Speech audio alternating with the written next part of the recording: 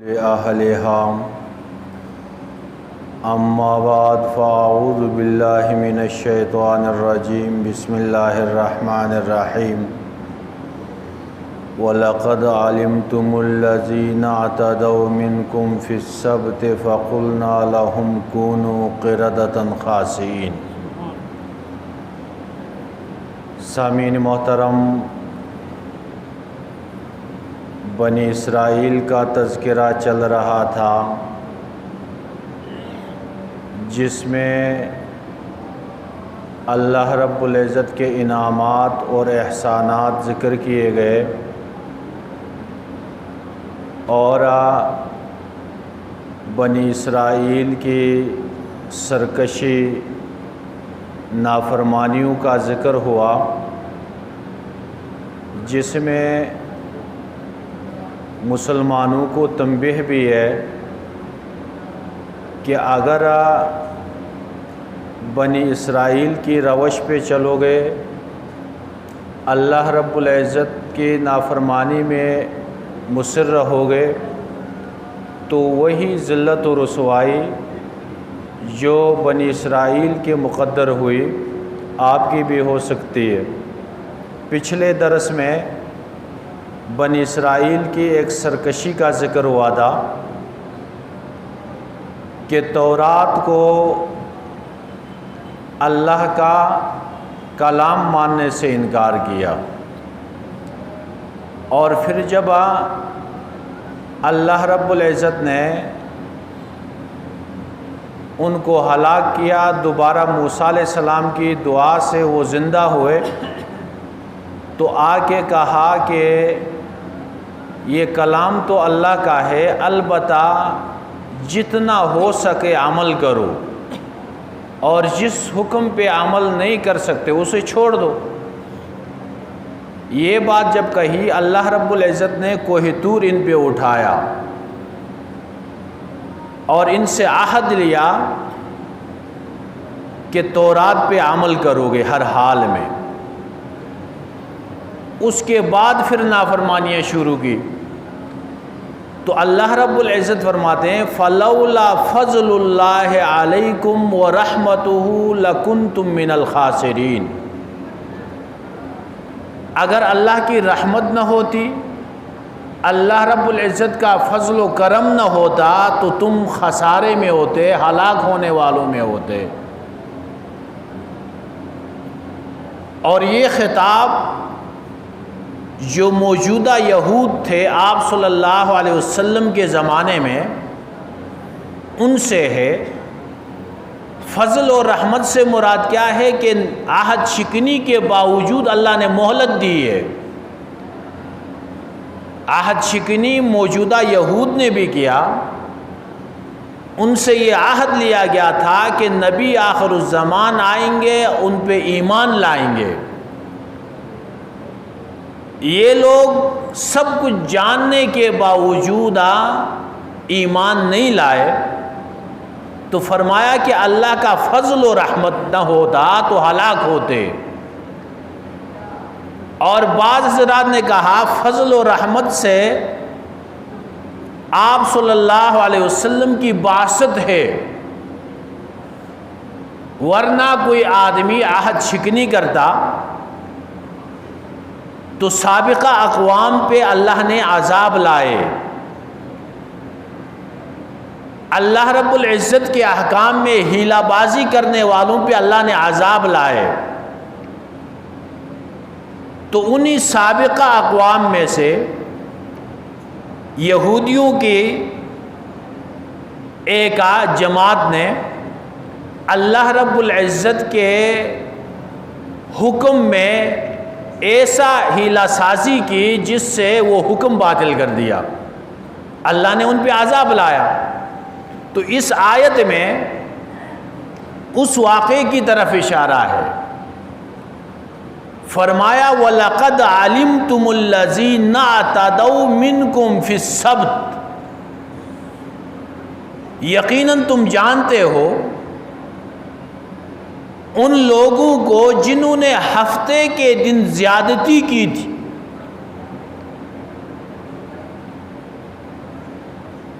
اب یہ ہفتے کے دن کیا زیادتی تھی، اور یہ واقعہ پیش آیا داؤد علیہ السلام کے زمانے میں۔ اللہ رب العزت نے یہودیوں کو یہ اختیار دیا تھا کہ ہفتے کے 7 دنوں میں سے کوئی ایک دن تعظیم کے لیے خاص کر دو، جس میں دنیاوی کاروبار نہیں کیا جائے گا، صرف اللہ کی عبادت کی جائے گی۔ تو انہوں نے خود ہفتے کا تعین کیا کہ ہفتے کی تعظیم ہم کریں گے، جیسے عیسائیوں نے اتوار کو اپنا لیا، اور اللہ رب العزت نے امت محمدی کے لیے جمعہ مقدر کی۔ تو ہفتے کا دن ان کے ہاں محترم تھا، اور اللہ رب العزت کے طرف سے حکم یہ تھا کہ اس دن میں کسی طرح کا کوئی کاروبار نہیں ہوگا، مکمل اللہ کی عبادت میں دن گزارنا ہوگا۔ یہ لوگ سمندر کے کنارے رہتے تھے، بحر قلزم کے کنارے، اور یہ مچھلیوں کے بہت شوقین تھے، شکاری تھے۔ تو چونکہ ہفتے کے دن مچھلیوں کا شکار ان کو نہیں کرنا تھا، پابندی تھی، اور اللہ کا کرنا ایسا ہوتا تھا کہ عام دنوں میں مچھلیاں بہت کم آتی تھی، کم مچھلیاں ملتی تھی، اور ہفتے کے دن بہت زیادہ وافر مقدار میں وہ سامنے نظر آتے تھے۔ یہ ان پہ آزمائش تھی۔ تو ان لوگوں نے حکم کا انکار نہیں کیا کہ ہم اس حکم کو نہیں مانتے، بلکہ اس میں ہیلہ سازی شروع کی۔ ہیلہ ایسے کیا، انہوں نے اس دریا کے کنارے حوض بنا لیے، ایک نہر بنا لی دریا سے۔ ہفتے کے دن وہ مچھلیاں اس حوض میں جمع ہوتی، یہ اس کو بند کر کے چھوڑ دیتے، اتوار کے دن اسے نکال دیتے، یا ہفتے کے دن جال ڈال دیا اور اتوار کے دن نکالا، اور کہا کہ ہم نے ہفتے کے دن مچھلیاں نہیں پکڑی۔ اب یہ کافی سلسلے تک یہ چلتا رہا۔ یہ ایسا نہیں ہوا کہ پہلی بار انہوں نے ایسا کیا ایک دم اللہ کا عذاب آیا۔ ابتدا ایسے شروع ہوا، آہستہ آہستہ ان لوگوں نے عام شکار شروع کر دیا، وہ ہیلہ بھی بیچ میں سے ختم کر دیا۔ داؤد علیہ السلام مبعوث ہوئے، انہوں نے انتہائی شد و مد کے ساتھ اس کی تردید کی اور ان کو روکنے کی کوشش کی۔ تو اب جو بنی اسرائیل تھے ان کے 3 فرقے بن گئے۔ ایک جو صلحاء تھے، متقی لوگ تھے، داؤد علیہ السلام کے ساتھ تھے، مفسرین نے لکھا 12,000 بندے ایسے تھے جو دعوت دیتے تھے ان کو ایسا مت کرو۔ داؤد علیہ السلام کا پیغام انفرادی اجتماعی طور پہ وہ پہنچاتے تھے۔ اور دوسرا جو فریق تھا وہ اس گناہ کا ارتکاب بھی نہیں کرتا تھا، لیکن انہیں بتاتا بھی نہیں تھا۔ وہ اپنی دنیا میں اپنی عبادت کرتے تھے اور ان کو منع نہیں کرتے تھے۔ اور تیسرا وہ منکرین کا تھا جو ہیلہ سازی کرنے والے تھے۔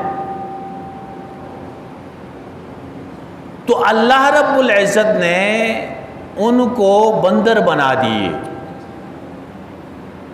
آخر میں جو صلحاء لوگ تھے انہوں نے کہا کہ یہ لوگ ماننے والے نہیں ہیں، کہیں اللہ کا عذاب آئے گا، ہم ان سے الگ ہوتے ہیں۔ کہتے معمولی فاصلے پہ جا کے وہ رہنے لگے، اتنا فاصلہ تھا کہ آواز ایک دوسرے کی سنتے تھے، نظر نہیں آتے تھے۔ ایک دن دیکھا تو وہ آوازیں نہیں آ رہی ہیں، ان لوگوں کی آواز نہیں آ رہی ہے۔ تو جا کے جب انہیں دیکھا تو وہ بندر بن چکے، بعض خنزیر کے شکل میں۔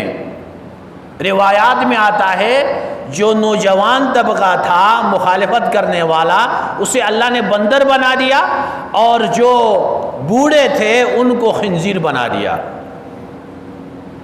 اور ان کے حواس بھی برابر، اپنے رشتہ داروں کو جانتے تھے، وہ روتے تھے کہ ہم سے غلطی ہو گئی۔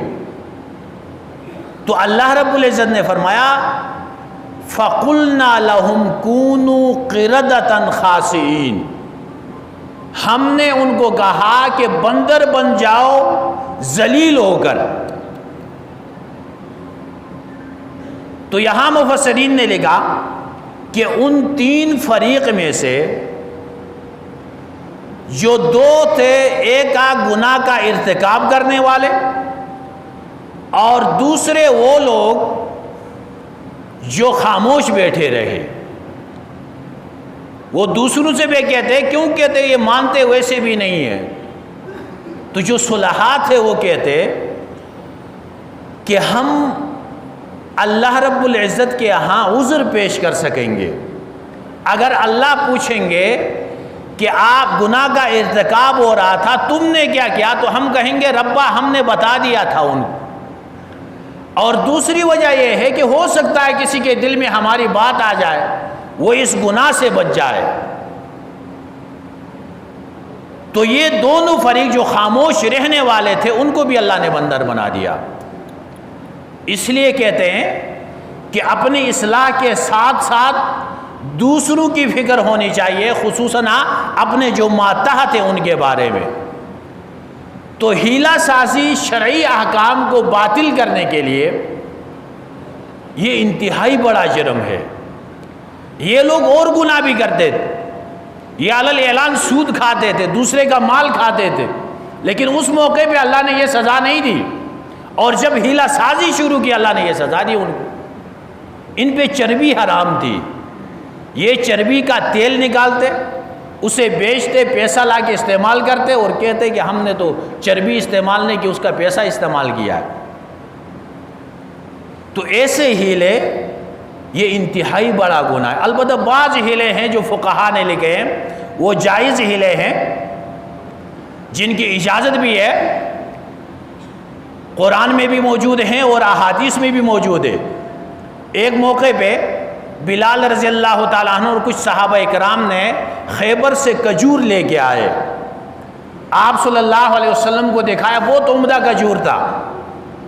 تو آپ صلی اللہ علیہ وسلم نے پوچھا اکل تمر خیبر ہاکذا، کیا خیبر کے تمام کھجور ایسے عمدہ ہوتے ہیں؟